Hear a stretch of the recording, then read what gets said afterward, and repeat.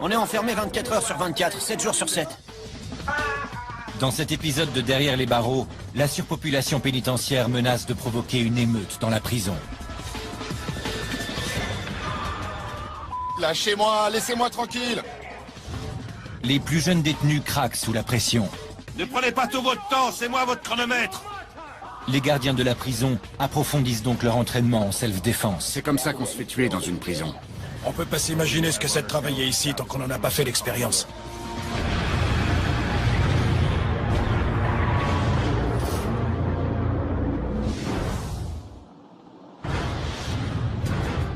Elle s'étend sur plus de 39 hectares à l'ouest de Chicago, aux États-Unis. Al Capone et le tueur en série John Wayne Gacy y ont été incarcérés.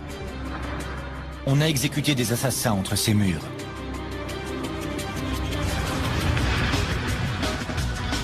C'est un endroit charnière entre la liberté et la prison.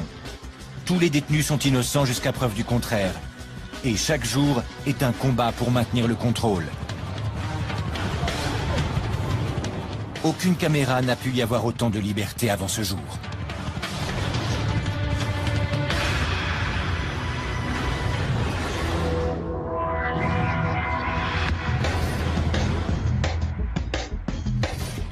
La prison du comté de Cook est le plus grand établissement pénitentiaire des États-Unis. Mais la surpopulation est une menace constante.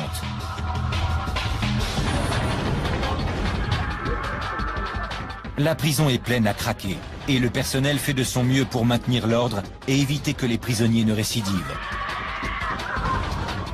Chaque jour, de nombreux prisonniers arrivent. La tension monte et la violence éclate dans l'enceinte de la prison. Ici, vous avez de grandes chances de vous faire tuer, poignarder ou racketter. La section 11 est la plus perfectionnée de la prison du comté de Cook. Elle fait face au bâtiment principal et elle est équipée de caméras à chaque étage. Mais la technologie la plus perfectionnée n'empêchera jamais des prisonniers de se battre.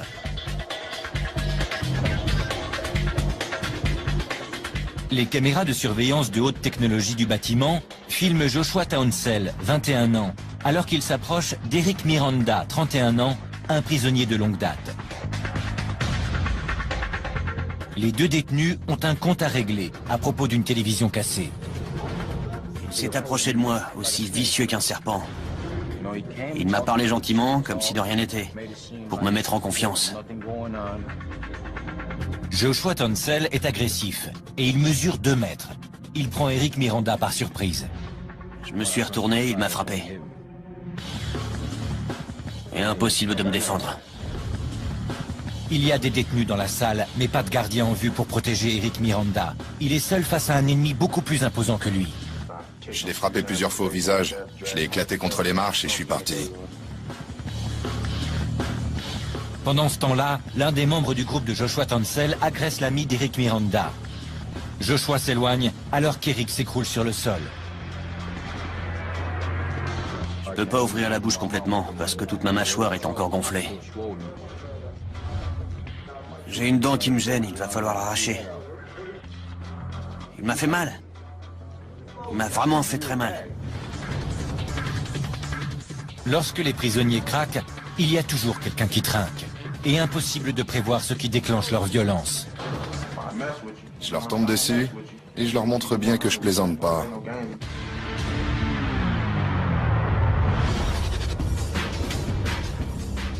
La section 5 reçoit de nouveaux venus.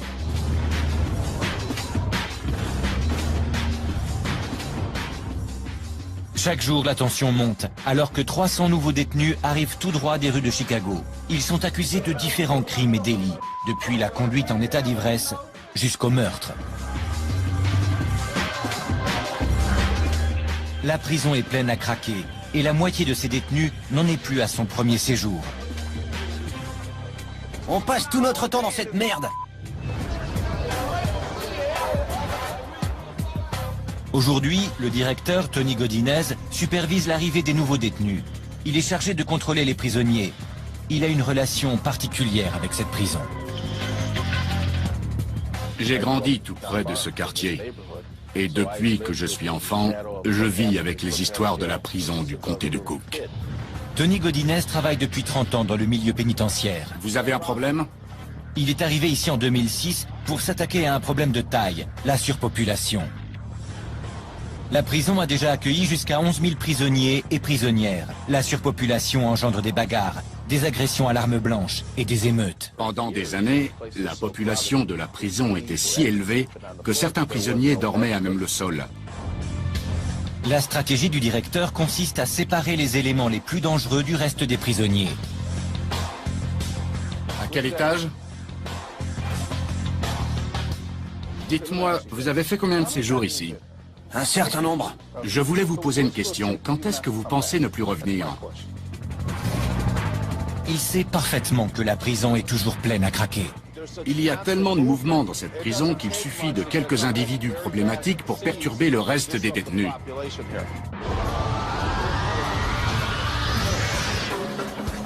Les prisonniers sont de plus en plus nombreux à arriver et il faut déplacer d'autres détenus pour faire de la place. Paco Brown, 27 ans et membre du gang des Vice Lords, se rend à son procès. C'est un récidiviste. Il revient en prison après avoir été libéré en 2007.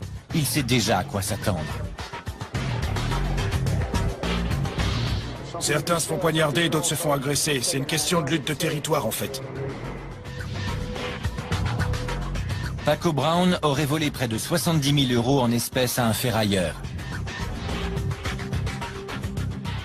C'est à l'intérieur de la prison du comté de Cook qu'il s'est fait tatouer ces 3 larmes. Elles peuvent représenter ses années d'activité au sein du gang ou encore le nombre de personnes qu'il a tuées. Elles sont tellement grandes qu'elles comptent presque double. C'est comme si j'en avais 6. Vous voyez ce que je veux dire? Paco refuse de nous révéler comment il les a obtenues.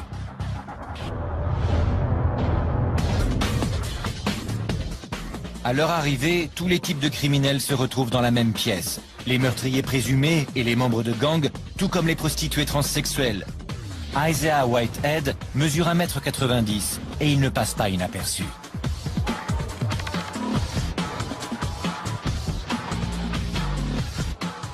Gardien, il faut qu'il passe par la sécurité et qu'il soit fouillé, mais pas ici. Cette fois-ci, Isaiah a été arrêté pour vol. J'ai été arrêté pour racolage 119 fois. Ils disent que j'ai volé un soutien-gorge, mais en fait c'était le mien. Je l'ai enlevé pour vérifier la taille. C'est pour ça qu'ils m'ont arrêté. Une fois en prison, Isaiah va devoir affronter les autres détenus, qui s'imagineront qu'il est faible. Il ne voit qu'une fille. Mais Isaiah ne se laissera pas faire. Faut savoir se défendre et les remettre à leur place. Ils vous traitent d'homosexuels ou de transsexuels. Certains prisonniers, enfermés avec des membres de gangs ou de dangereux criminels, craignent pour leur vie. Dans la section 9, ces prisonniers choisissent d'être mis en détention pour leur intérêt personnel, c'est-à-dire en détention protégée. Reconnaissables à leur combinaison jaune, ils préfèrent sacrifier la liberté dont ils pourraient profiter dans le grand quartier et être en sécurité. Ils passent 23 heures par jour dans leur cellule, ce qui réduit les chances d'entrer en contact avec leurs ennemis ou les brutes qui les persécutent. Ryan Malik, 20 ans, a été arrêté après s'être drogué avec du cannabis et du Xanax et avoir dévalisé une station essence. Vol à main armée. J'étais au mauvais endroit, au mauvais moment. C'est la première fois que Ryan est incarcéré. Il est neutre, c'est-à-dire qu'il n'appartient à aucun groupe de prisonniers. Il n'a personne qui puisse le protéger. Eh mec, j'en ai marre! Il a rapidement quitté le grand quartier pour intégrer la détention protégée. C'était du grand n'importe quoi. Il y avait des gangs partout.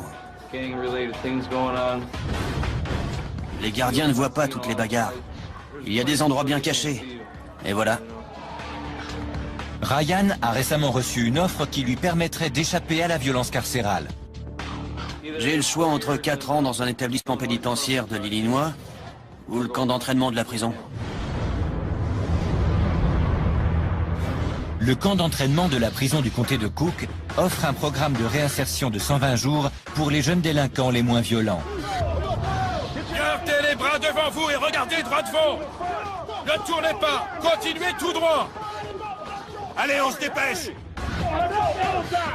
Le sergent Paul Wharton fait passer 18 semaines infernales à 48 jeunes détenus. Oui, mon sergent! Qu'est-ce que tu fais? Retourne à ta place. Tu bougeras quand on te le dira. C'est le premier jour. Concentrez-vous sur moi. Vos camarades n'en ont rien à faire de vous. Tous les détenus du camp d'entraînement ont plaidé coupables lors de leur procès. Contre le mur. Allez, plus vite. En échange, le juge les a envoyés dans ce camp. Allez, on se dépêche. S'ils quittent le programme ou qu'ils en sont exclus, ils devront effectuer la totalité de leur peine. Ne prenez pas tout votre temps. C'est moi votre chronomètre. À suivre, un détenu craque et ne supporte plus la vie en prison.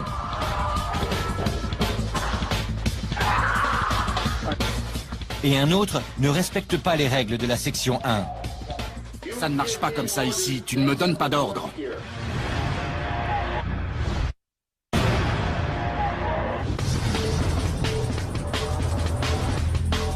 La prison du comté de Cook à Chicago aux États-Unis. Les cellules sont pleines et la tension monte parmi les détenus. La situation est véritablement explosive.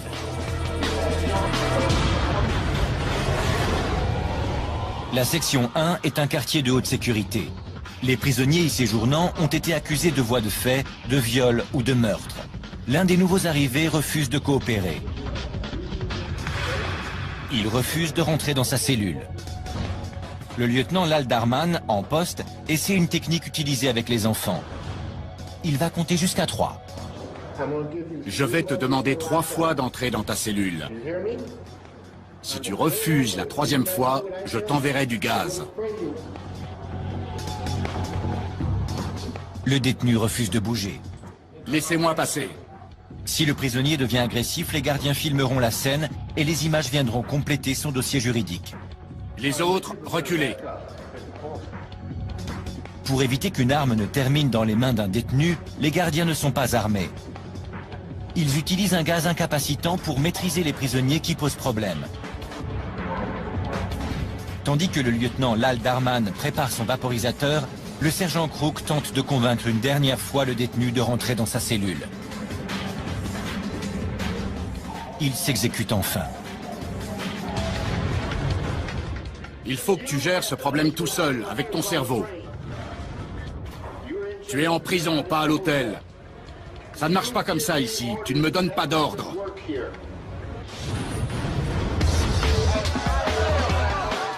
Les nouveaux détenus ont du mal à s'adapter aux règlements très stricts de la prison. Ok, on y va. Ils doivent marcher quand on le leur ordonne, se lever quand on leur dit de se lever et se coucher quand on leur en donne l'ordre. Ils ont l'impression d'être traités comme des enfants, et c'est le cas.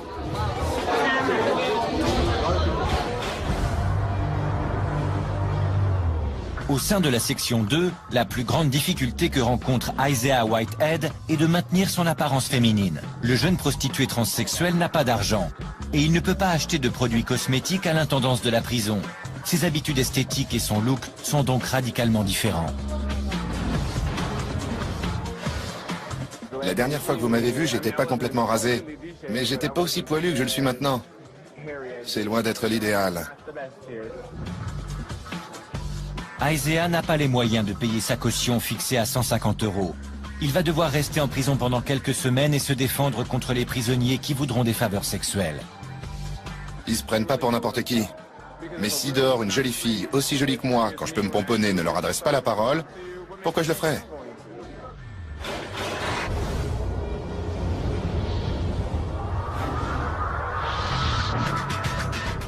Dans la section 6, Paco Brown, 27 ans, obtient facilement ce qu'il veut. Ce n'est pas la première fois qu'il séjourne à la prison du comté de Cook, et sa réputation lui permet de se faire respecter. Je connais presque tout le monde ici.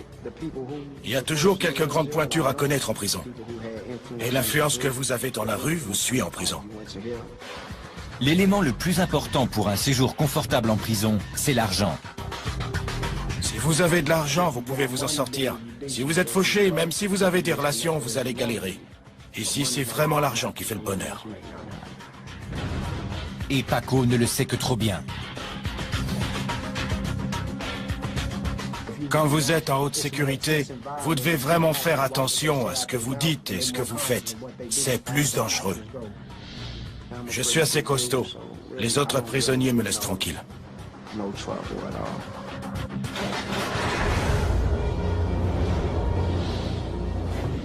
Pour échapper à la prison, certains détenus optent pour le camp d'entraînement. De nombreux prisonniers attendent pendant des mois de pouvoir intégrer ce programme. Vous ne pouvez faire bonne impression que la première fois. Encore du nerf! Si ces jeunes délinquants terminent le camp d'entraînement et sont relâchés, ils ont 2 fois moins de chances de récidiver que les autres détenus. C'est bien compris? Oui, mon sergent! Le camp d'entraînement est extrêmement strict. Les prisonniers doivent faire de l'instruction, assister à des cours, et les sergents instructeurs passent leur temps à leur hurler dessus. Vous devriez avoir honte. Recommencez. Allez, plus vite. Levez bien votre plateau et gardez les pieds serrés. Ryan Malik a 20 ans et il prend son premier repas au camp d'entraînement. Levez vos plateaux jusqu'à la poitrine et avancez. Même pendant leur repas, les prisonniers ne sont pas autorisés à se parler ni à se regarder. Vous ne savez pas vous comporter correctement? On va vous apprendre. C'est bien compris? Oui, mon sergent! Les prisonniers qui refusent d'obéir aux ordres sont vite remis à leur place. Va au coin! Quand l'un d'entre vous va au coin, il empêche les autres de pouvoir se reposer. Ils ne reçoivent que 5 avertissements avant d'être renvoyés de l'autre côté de la prison. Ok, on y va. Ces jeunes sont sous le choc. Ils ne pipent pas un mot. Et je vous garantis qu'ils n'ouvriront pas la bouche. Mais dans la section 9, le quartier de haute sécurité, c'est une autre histoire. Les gardiens doivent réagir. Un prisonnier a craqué. Éloigne-toi de la porte! Tyson Reed, 19 ans, accusé d'agression sexuelle, ne supporte pas d'être enfermé dans sa cellule. Il est maintenant...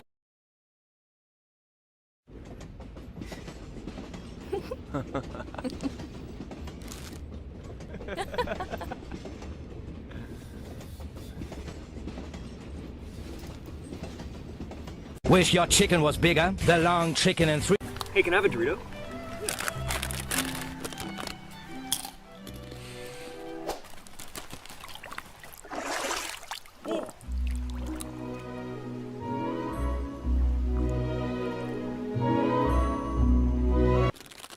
Nice catch. Mom, Dad, this is Cindy. Cindy, yes. So nice to meet both of you. Nice to meet you finally. Travis has told us so much about you. All good things, I hope. Yes, of course. Good. Please, Thank welcome. you. Oh, Mom, no. Dad, this is Shannon. Oh, hi. Shannon? And this is Aaron. Hey, cutie. That is Jessica. Jenny, Sarah, Megan, Hi. Nicole, Elizabeth. Relax. Using my. Relax. I'll have this all cleaned up. I'll make your nice dinner. Love you. Bye. Bye, baby.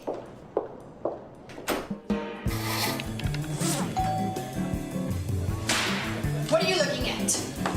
Get in here. Scrub it! Get in here. Two cups flour. Stir. Don't speak. Faster. Stir. Wow. You like? I slaved all day. Dans la salle commune de la section 9, mais il refuse d'obéir aux ordres et de regagner sa cellule. Après qu'il a refusé plusieurs fois de retourner dans sa cellule, le sergent Zimny n'a plus le choix. Il doit utiliser son gaz incapacitant. Mais alors que le gaz lui brûle les yeux, Tyson continue à provoquer les gardiens. Il trébuche et le sergent Zimny en profite pour l'aveugler à nouveau. Cette fois-ci, le gaz est efficace. Ok, retourne-toi et mets les mains derrière le dos. Tout de suite! Mets les mains derrière le dos! Les gardiens parviennent à maîtriser le délinquant agité et l'emmènent pour qu'il se nettoie le visage. Enferme-le. Enfoiré. Dans la section 6, un jeune agressif est emmené après avoir frappé un gardien. Ne t'avise pas de me toucher. Reste tranquille. Il a refusé les menottes et a frappé un gardien au visage.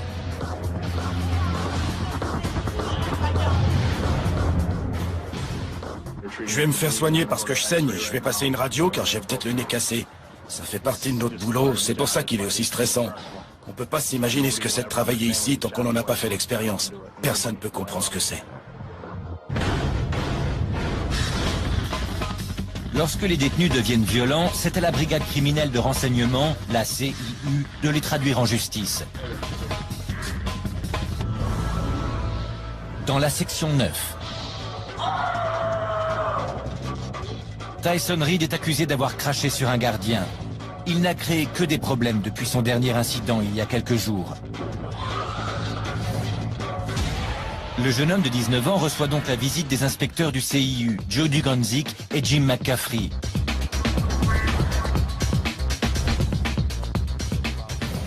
Nous l'avons rencontré 5 fois au cours des 10 derniers jours. C'est une menace pour les autres à chaque fois qu'il sort de sa cellule. Tyson Reed, est-ce qu'on peut le voir? Asseyez-vous, monsieur Reed. Tyson Reed essaie d'abord de passer pour un idiot. Vous vous souvenez de l'incident? On m'en a parlé aujourd'hui. On vous en a parlé? Vous ne vous souvenez pas de l'incident? Non, je m'en rappelle pas du tout. Pas du tout? Non. Tyson change bientôt sa version des faits et admet avoir craché sur le gardien. Les inspecteurs sont surpris quand il leur révèle pourquoi il a agi ainsi. Il cachait un mélange dégoûtant dans sa cellule pour le jeter sur les gardiens qui passaient. Vous prépariez un mélange pour ensuite le jeter sur les personnes qui passaient. Et c'était quoi ce mélange? C'était de la pisse avec du désinfectant, de la crème et de la poussière. Lorsque le gardien a mis la main sur sa décoction, Tyson s'est énervé. Je lui ai craché à la figure, parce qu'il avait mis le souk dans mes draps et mon lit. Oui, je lui ai craché à la figure.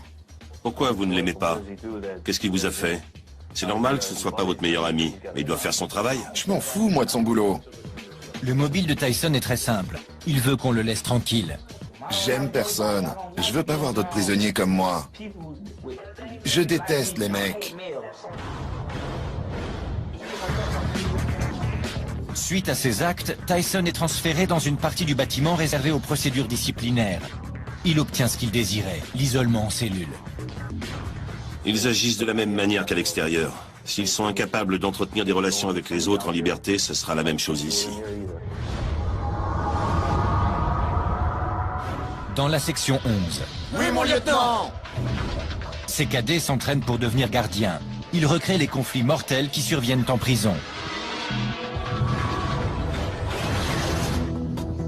Cette technique d'entraînement unique oppose les cadets à des gardiens expérimentés. Les gardiens en protection rouge jouent le rôle des prisonniers les plus violents. Le gardien Harry Wheeler entraîne les nouvelles recrues. Les rôles qu'on joue durant ces entraînements sont inspirés par des détenus et par des incidents qui se sont déroulés en prison.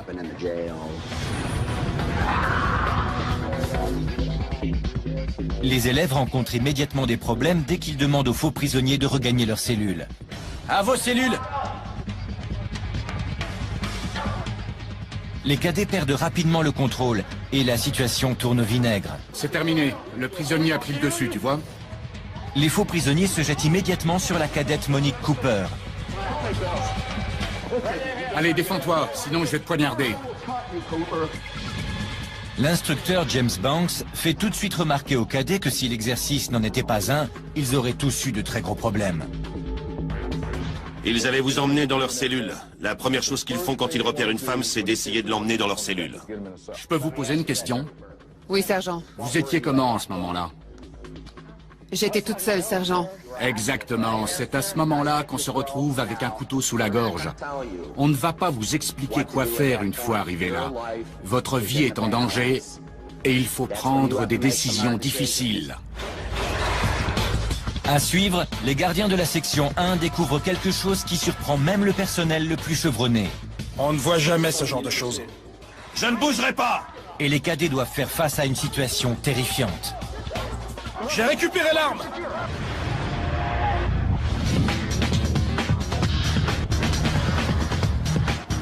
La surpopulation carcérale met en danger les prisonniers tout comme le personnel de la prison du comté de Cook. Lorsque les prisons sont pleines, les nerfs sont à fleur de peau et les prisonniers risquent de s'en prendre au premier venu. Les gardiens apprennent à résister aux provocations perpétuelles des détenus. Ils se mettent à vous insulter, à faire des remarques racistes, ou à vous parler de votre mère, avec qui ils prétendent avoir eu des relations intimes. Ils vous tapent sur le système.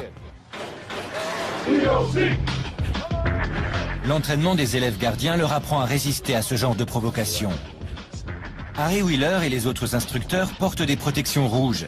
Ils vont simuler les situations violentes que les gardiens d'une prison doivent affronter. Au cours du dernier exercice, les cadets n'ont pas su garder la situation sous contrôle et Monique Cooper était sur le point d'être traînée dans une cellule. Ils doivent maintenant faire face à un autre type de problème. Je vais te poignarder.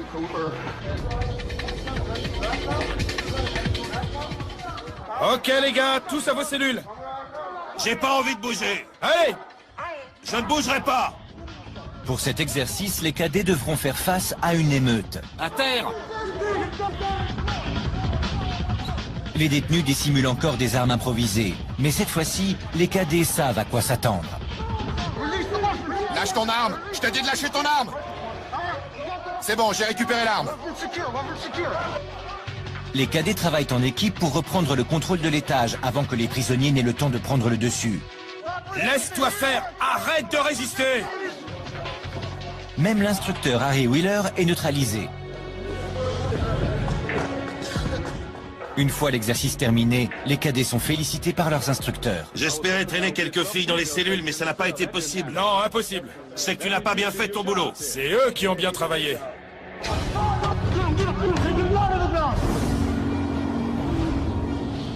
Le bâtiment que les gardiens craignent le plus, c'est la section 1. Parmi les 1200 prisonniers de ce quartier de haute sécurité, nombreux sont ceux qui ont été inculpés pour meurtre ou viol. C'est l'endroit où circulent le plus d'armes improvisées, fabriquées par les détenus. Les gardiens l'appellent l'usine à lames.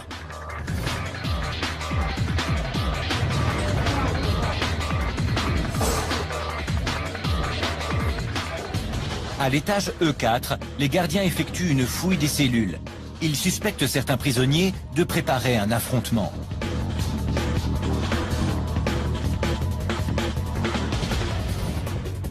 Alors que les prisonniers se trouvent dans la salle commune, les gardiens fouillent minutieusement les cellules, les couloirs et toutes les cachettes potentielles.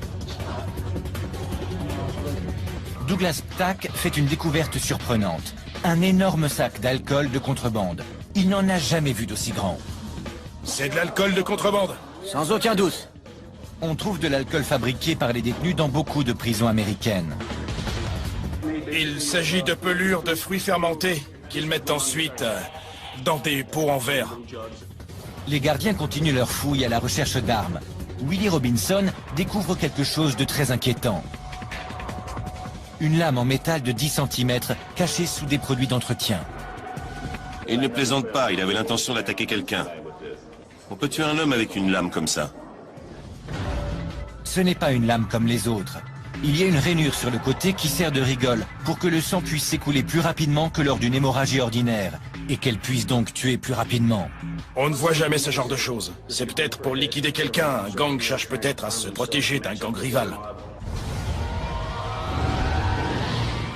Au camp d'entraînement de la prison, un détenu en possession d'une telle lame serait tout de suite envoyé devant un juge. Les prisonniers ne sont pas libres de leurs mouvements pour éviter de possibles bagarres.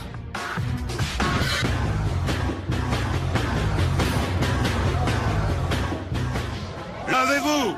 Allez-y, levez-vous! Oui, mon sergent! Regardez droit devant vous. Vos pieds doivent être à un angle de 45 degrés. Restez immobile. Ne bougez pas d'un poil. Les prisons sont pleines à craquer de détenus dangereux. Les gardiens souhaitent que les jeunes délinquants qui ne sont pas agressifs sortent le plus rapidement possible. Alignez-vous par 3. Gardez les yeux devant vous. Ryan Malik purge une peine pour vol à main armée. Pour lui, le choix qu'il a à faire est évident. Tu peux passer 4 ans en prison ou venir ici et repartir à zéro. Les méthodes du programme de réinsertion ont prouvé leur efficacité. 50% des prisonniers qui purgent leur peine dans les autres bâtiments de la prison récidivent, alors que seulement 20% des prisonniers du camp d'entraînement retournent en prison. Je suis très sérieux, aussi vite que vous le pouvez. Mais pour James Hughes, qui a intégré le camp d'entraînement, ces statistiques ne sont pas convaincantes. Le jeune délinquant de 21 ans doute de lui-même. Il rencontre le directeur du camp, John Harrington. Détends-toi. Le capitaine m'a dit que tu voulais abandonner le camp, c'est vrai? Oui, monsieur le directeur. Tu veux bien m'expliquer pourquoi? Je me mets facilement en colère. Et j'ai peur de frapper un gardien à nouveau si je reste. Tu pourrais frapper quelqu'un? Oui, c'est ça. James est accusé de possession de drogue, notamment de 34 pilules d'ecstasy. S'il quitte le camp, il devra purger une peine de 3 ans de prison. 3 ans. 3 ans, d'accord.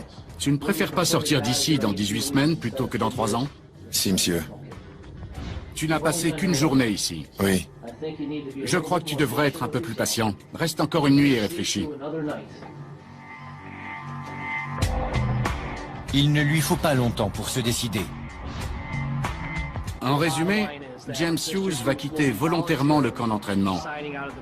Il est parfaitement conscient qu'il va retraverser la rue et rester de l'autre côté.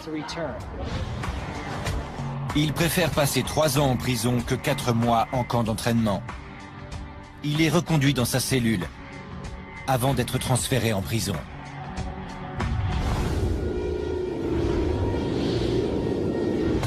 Dans la section 6, un groupe de prisonniers a choisi d'assister à des cours, alors même qu'ils risquent d'écoper d'une longue peine de prison. Voilà vos toges. Un peu de calme, s'il vous plaît. Ces 19 élèves sont inculpés de divers crimes, parmi eux des vols à main armée, des viols et des meurtres. Aujourd'hui, ils terminent le lycée. Le major de la promotion, Lawrence Dupri, est accusé d'homicide volontaire.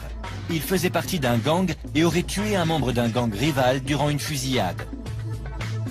Nous tous, ici présents, nous ferons ce que chacun doit faire dans la vie. Prendre des décisions. Certains feront le bon choix, d'autres le mauvais. Ça fait partie de la vie. Vous pouvez faire passer le pompon de votre toque à gauche. Félicitations! Au travail! Il n'y aura pas de fête de fin d'année pour ces jeunes lauréats. Ils regagnent leur cellule de 2,5 mètres sur 3. Ils resteront en prison jusqu'à ce qu'ils soient condamnés ou déclarés innocents. Vous avez en face de vous le major de la promo, qui retourne à sa cellule. La partie de la section 9 réservée aux étudiants est tout aussi dangereuse que le reste de la prison. Avancez! Une unité spéciale appelée équipe tactique d'urgence est chargée de maintenir l'ordre chez les détenus. On effectue des fouilles quotidiennes, ça n'arrête jamais. C'est notre travail. Chaque année, environ 100 000 détenus séjournent à la prison du comté de Cook. Même s'ils sont présumés innocents tant qu'ils n'ont pas été reconnus coupables, ils pourraient représenter une menace pour les autres détenus ou le personnel de la prison. Leur séjour dans cette prison n'est pas leur punition. C'est simplement un moyen de les séparer du reste.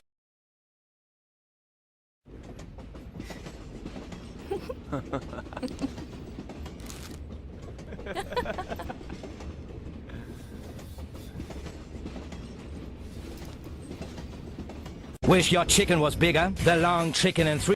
Hey, can I have a Dorito?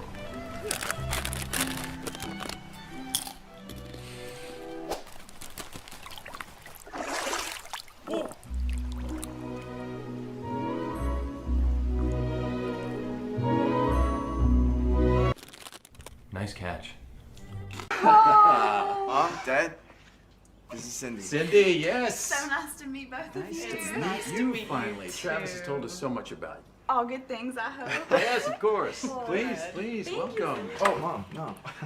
Dad, this is Shannon. Oh, hi. Shannon? And this is Aaron. Hey, cutie. That is Jessica. Jenny, Sarah, Megan, Hi. Nicole, Elizabeth. Axe. Using mine. Relax. I'll have this all cleaned up. I'll make you a nice dinner. Love you. Bye. Bye, baby.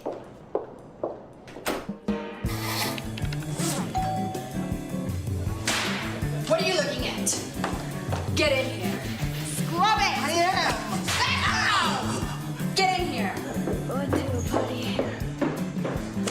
I just always 2 cups flour. Stir. Don't speak. Faster. Stir. started up the fight. Wow. You like? I my slaves all day.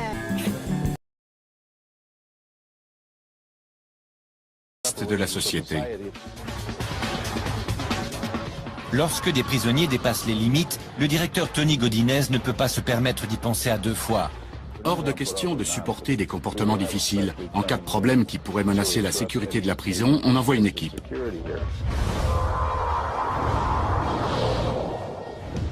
Il s'agit d'une équipe d'intervention d'urgence. Aujourd'hui, elle a pour mission la fouille de la zone scolaire de la section 9. Ok les gars, mettez-vous en ligne. On monte au 3A. Le sergent John Manos suspecte certains groupes d'élèves de posséder des armes blanches. À terre tout de suite! Le bruit de chasse d'eau résonne dans la salle. Les prisonniers se débarrassent de leurs produits de contrebande. Il vient d'essayer de se débarrasser d'un pantalon dans les toilettes.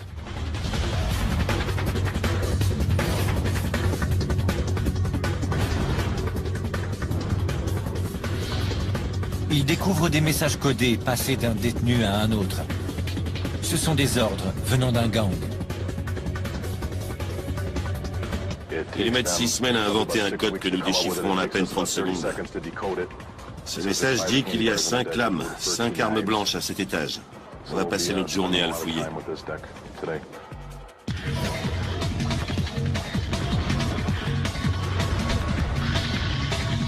Tout indique qu'une guerre des gangs est sur le point d'éclater. C'est vraiment n'importe quoi. Le sergent Manos sait parfaitement d'où provient le message. J'ai des informations qui laissent à penser que ce message provient de cette cellule. Si ces objets sont utilisés, t'en subiras les conséquences. Si tu caches des choses dans ta cellule, tu ferais mieux de me le dire tout de suite. Le silence du prisonnier vient confirmer les soupçons du sergent. Ces détenus pourraient cacher quelque chose. J'ai également remarqué que certains détenus avaient placé leur matelas devant la porte de leur cellule. Ça peut signifier que l'atmosphère est tendue et qu'ils ont peur de se faire surprendre pendant leur sommeil. Les lames ne sont pas retrouvées. Elles ont certainement été jetées dans les toilettes. Mais le sergent n'a pas besoin d'en voir plus pour réagir. Écoutez tous! Je sais pas ce qui se passe là-haut, mais j'ai trouvé des messages qui indiquaient que vous êtes en guerre. Si c'était vrai, vous me le diriez? Non. Certains disent que oui et d'autres que non. Le sergent verrouille toute la zone. Les prisonniers seront enfermés dans leurs cellules, sans promenade, jusqu'à nouvel ordre. C'est pas logique du tout. Il n'y a pas grand-chose qui soit logique ici. C'est comme ça. Non, non, attends! Ils essaient de nous rendre dingues. Dans les couloirs de la section 9, Tyson Reed refuse toujours de coopérer. Il n'est pas très sociable et fait des siennes pour éviter d'avoir un compagnon de cellule.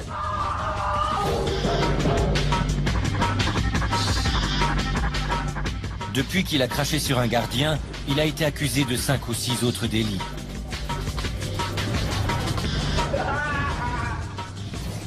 La brigade criminelle de renseignement l'a à l'œil. Il y a eu plusieurs altercations avec d'autres détenus. Hier, il en est même venu aux mains avec un gardien. À l'aide de mouchoirs en papier et d'une ampoule chaude, Tyson a mis le feu à sa cellule. Lorsque les gardiens font sortir l'adolescent, il peut à peine respirer. La fumée envahit le reste de l'étage et les détenus se mettent à crier. On va mourir! Quel est ton problème aujourd'hui? Les gardiens emmènent Tyson et le conduisent à l'hôpital. Pourquoi tu as mis le feu? Le lendemain matin, il regagne sa cellule calcinée et explique pourquoi il a fait ça. J'ai allumé un feu. J'étais énervé. Fallait que je me défoule. Et il ne compte pas s'arrêter là. Vous voulez voir ce que je vais faire demain? Vous voulez voir? Dans le plus grand établissement pénitentiaire des États-Unis, la surpopulation menace de faire craquer les détenus. Pour réduire la violence, la prison doit absolument faire diminuer le nombre de prisonniers. Le directeur général de la prison, Tony Godinez, ne le sait que trop bien. C'est hallucinant. Près d'un demi-million de personnes transitent par cette prison chaque année. En conséquence, il y a des altercations et des agressions à l'arme blanche. Dans la section 6, certains petits délinquants rentrent chez eux. La prison tente d'accélérer le processus de remise en liberté. Avancez sur une même file, sur une même file. Une file, une seule file. Le juge les assigne à résidence grâce à un système de surveillance électronique. Je vais vous demander de me remplir ces formulaires. Les inspecteurs s'assureront que vous ayez un endroit où loger. Mais il existe une condition. Il faut qu'un proche vous accueille chez lui. Quel est votre numéro de dossier? Ils peuvent utiliser les téléphones pour trouver un endroit où loger. Les prisonniers devront porter un bracelet électronique à la cheville 24 heures sur 24. Il y a un appareil portable qui est relié à la ligne téléphonique de la maison. Si le signal ne nous arrive plus, on sait que le prisonnier a quitté son domicile. José Rivera, 27 ans, est accro à l'héroïne. Il est sur le point de rentrer chez lui, mais il doit d'abord convaincre son père de lui ouvrir sa porte. Non, non, écoute-moi, ils essaient de me donner l'opportunité de sortir. Papa, je t'en prie. Je t'en supplie. J'ai personne d'autre, papa. José Rivera a déjà séjourné à la prison du comté de Cook. Il volait pour acheter de la drogue et ses relations avec ses proches sont loin d'être au beau fixe. Je connais personne d'autre, papa, s'il te plaît. Ok, bye. J'ai nulle part où aller. Nulle part? Non. José Rivera n'a nulle part où aller. Il restera donc à la prison du comté de Cook. Mon père veut que je reste en prison. Je peux pas rentrer chez moi. Il dit que c'est mieux pour moi.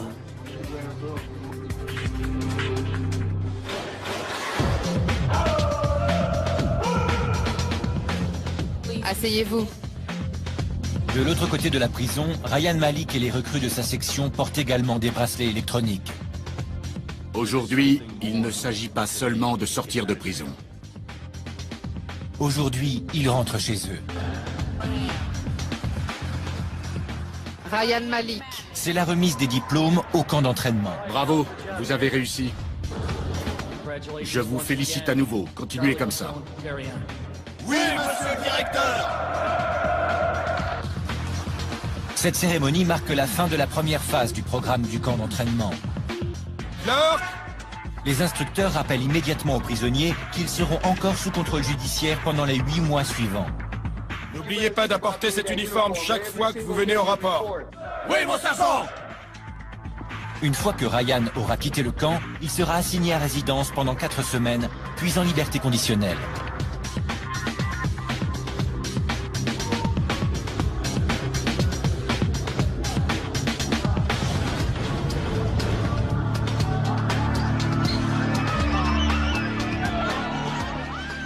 La mère de Ryan est persuadée que son fils ne reverra plus l'intérieur d'une prison. C'est très positif. Sa vie sera bien meilleure maintenant. Il voit les choses différemment.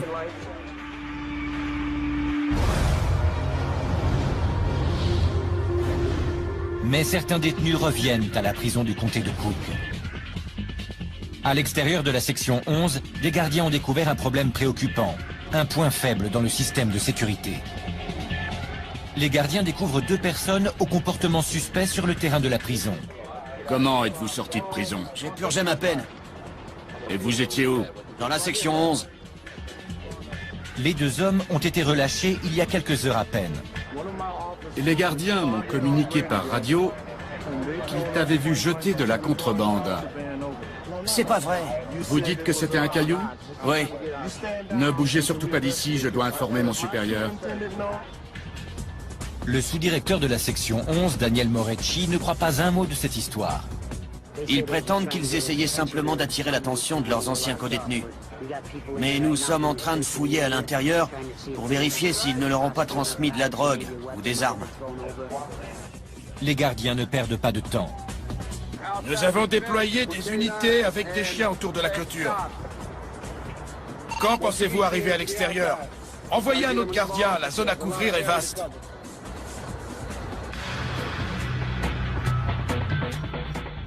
Une fouille minutieuse de toute la zone ne donne rien. Si de la drogue ou des armes ont été transmises à la section 11, elles ont maintenant disparu au cœur de la prison. On ne sait pas ce qu'ils ont jeté. Ils disent qu'il s'agissait seulement de cailloux, qu'ils voulaient dire au revoir à leurs amis restés à l'intérieur. Aucune preuve n'ayant été retrouvée, les 2 suspects sont relâchés.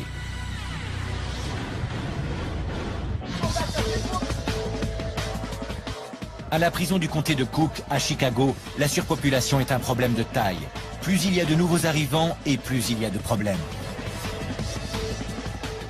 Le directeur, Tony Godinez, et le personnel de la prison tentent d'éviter que la violence n'éclate et que les prisonniers ne récidivent.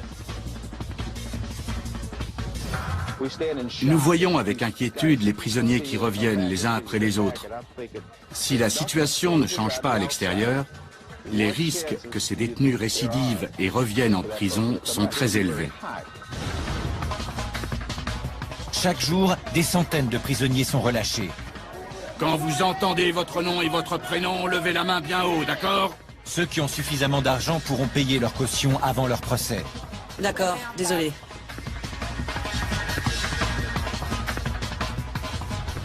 Les prisonniers ressortent de la même façon qu'ils sont arrivés.